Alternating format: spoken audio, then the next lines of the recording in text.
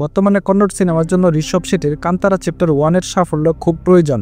দক্ষিণ ভারতীয় সিনেমা শিল্প কম বাজেটে চোখ ধাঁধানো সিনেমা তৈরি করেছে এবং বড় বড় প্রদর্শনী পরিচালনা করেছে। তামিল, তেলুগু এবং মালায়ালাম ছবি যখন সমৃদ্ধ হচ্ছে, তখন কন্নড় সিনেমা ধারাবাহিকতার সাফল্যের জন্য লড়াই করছে। 2024 সালে 227টি কন্নড় সিনেমার মধ্যে মাত্র 8টি বক্স অফিসে সাফল্য হয়েছে।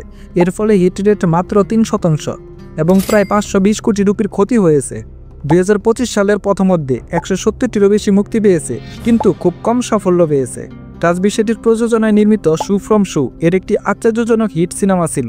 সিনেমাটি কেবল একটি বড় কন্নড় সিনেমায় নয়, বিশ্বব্যাপী 100 কোটিরও মাইলফলকও অতিক্রম করেছে। 2022 সালে যখন কান্তারা মুক্তি পায়, তখন মাত্র 15 কোটি রুপি বাজেটের সিনেমাটি বিশ্বব্যাপী 400 কোটি টাকা আয় করে সবাইকে অবাক করে দেয়।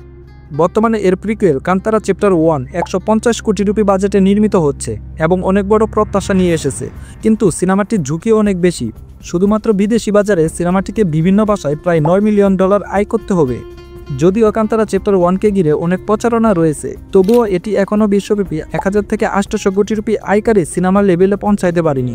শুধুমাত্র ইন্ডিয়াতেই কেবল 400 কোটি টাকা অতিক্রম করলে এটি থিয়েটারের সাফল্য হিসেবে বিবেচিত করা হবে, যদিও প্রত্যাশা অনেক বেশি।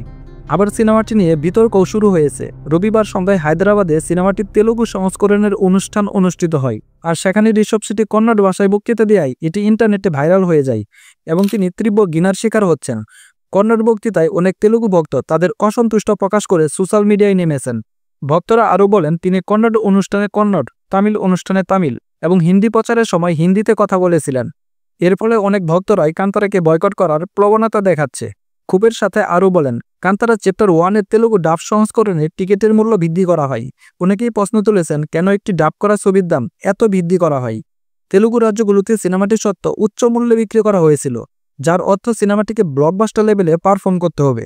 তাই সকলের নজর এখন ঋষভ শেঠির ওপর। তিনি কি জাদু পুনরুজ্জীবিত করতে পারবেন এবং বক্স অফিসে আরেকটি চমক আনতে পারবেন কিনা তা দেখার জন্য।